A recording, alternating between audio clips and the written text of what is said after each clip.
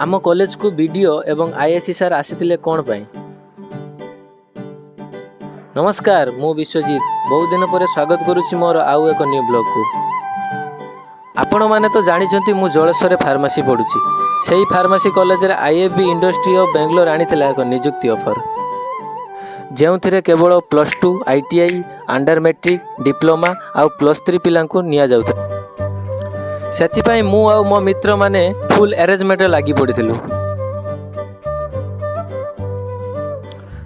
धीरे धीरे सबु अरेंजमेंट सरी जाइथिला, बस खाली अपेक्षा थिला गेस्ट मानकु। देखु नांती पिला माने केमिति बुके धरी छिड़ा आइछन। एही प्रोग्राम को आयोजन करथिला प्रणाम भारत। आउ तापरे आमे माने फूल तोड़ा दे स्वागत करथिले जलेश्वर बीडीओ आईआईसी एवं ऑल टीम मेंबर को।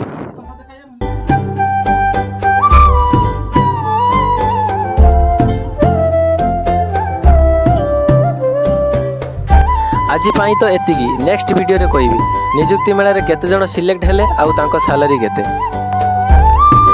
रोजी थैंक यू।